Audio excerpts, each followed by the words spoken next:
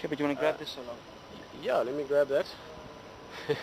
Just got enough to get cable for this as well. Guys, just a quick battery change and we'll be fine again for sound. I mean, what I was thinking about, sorry, we lost our trend a little bit there with the batteries, but is that something else I was thinking about that I forgot I'm looking forward to immensely. I know Grant mentioned earlier is along with We Learn, which is going to be Pitt's thing, there's also going to be a We Chat, which will be very, very casual, informal, later in the mornings, all the times and things you'll know about them as they come along, but it'll be basically sort of late to midday almost, late morning to midday, and we'll just be talking about a few things that might be going on around the water. And thank you, Pitt. Here's your microphone. All's good again. And it'll be very informal. It'll be Tex and Rex or myself just chatting about a few things that's going on. So that's going to be interesting as well. And then something else, and that sort of adds into a bit of what we were talking about just now. That's going to be very exciting as well, that I'm looking forward to immensely. I know Graham has been looking forward to doing it for 10 years. There's going to be the first live walk in the bush, to put it in simple ways, I guess. And we are going to walk in the general area. We'll still see the details of it, but the very concept of it, the fact that it will happen, is very exciting. We're going to go out on foot, and we've been playing around with the bits of gear, and Pitt's been running around from a technical side, and all the different aspects of it, and we are all going to learn together, and that definitely includes you. You're going to be out there with us on foot and experience the environment and see it from a slightly new perspective, but certainly experience it from a different perspective. The ability to take in your surroundings on foot is something that is very special, and I've always enjoyed, and I'm sure everyone else will as well. So that's something that's going to be a lot of fun, and I'm sure you're looking forward to as well. I can see Absolutely. that. Absolutely. Yeah.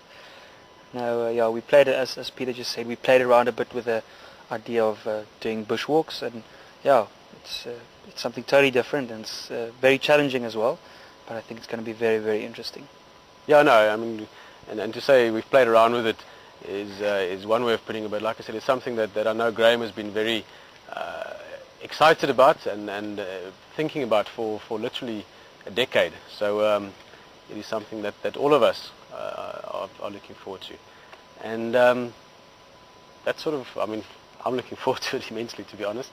And just sort of getting to know the bush. It's a perfect time as well now, with it being quite open still. Going to change quite soon, but that's going to be interesting as well from your point of view. You're going to be out there on foot. How do you feel about that? Yeah, that's I'm still trying to be able to, well, I don't actually understand the area as well as I would like to by now, but yeah, that's something I'll get into as well. The more time, I think that's the only way you can actually learn it, is by being out in the bush, and especially on foot. Yeah. You get to know the area a lot quicker than looking on a map or trying to figure it out on a map only. Yeah, no, big time, and getting to know the environment, and maybe we talked about a few stories earlier, maybe end tonight's thing relative to the walk as well. Something that a very close friend of mine, back when I was a bit younger than you are now, actually I was still a spring chicken, 19, and Andre Klokker told me a whole bunch of things, about various things, about just a general respect for nature, about being a person as well. He was a great friend of mine.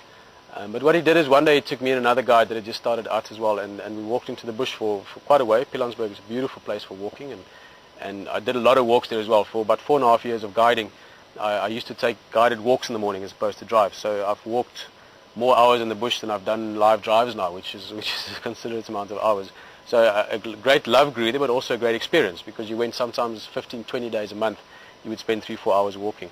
But he took us out, and we went onto quite a beautiful area on top of a mountain, a very big hill or a small mountain, and it was just a stunning area with a nice view around. And he just said to us, he said, okay, well, I'm going to leave now for half an hour. Oh, yeah, the hyenas. Yeah.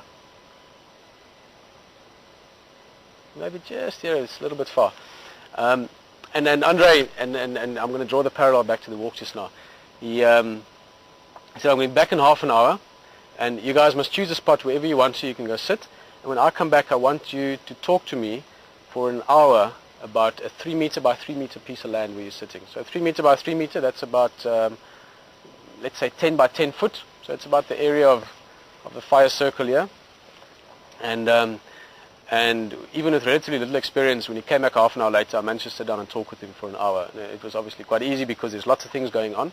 but ultimately there's so much more going on around you as well. You know, there's a view, there's a sky, there's a breeze, there's little animals and grass and sticks and stones, but there's also so much more going on.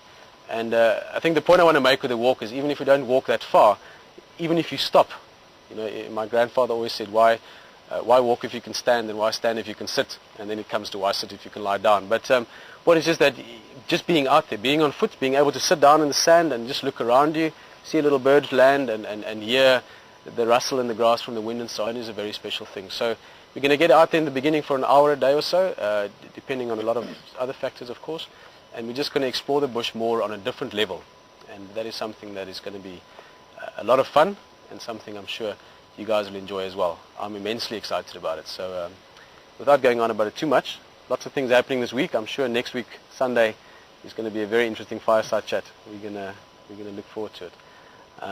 Hopefully Charles might join us, and who knows. Oh, and so many things to remember. Yeah. Simon's joining us. Simon, Speaking yeah. of joining, he's joining on Tuesday with Graham and Emily coming down. So there's going to be lots happening this week as well. And yeah, I think that's pretty much it for the evening, man. Cool. You're going to go now, Rex. Oh, and Rexon is going on. I wasn't quite sure if you're showing the time or something, because yeah, that's so Simon's joining on Tuesday, Emily and Graham coming down. Rexon's going on leave as well. Rexon on Wednesday, huh? He's going to go home, and so yeah, there's going to be a couple of things around camp, and it's going to be getting hotter on a daily basis, and summer is around the corner. I think by next week Sunday, sitting around the fire, we might have to sit a little bit further still, and it's also going to be green already around us. So lots to look forward to, and as always, thank you for joining us at any time with Wild Earth, and thank you for joining us around the fire. It is certainly a special place, and look forward to doing much more of it. I'm going to say good night. Cheers, everyone. See you tomorrow. Cheers.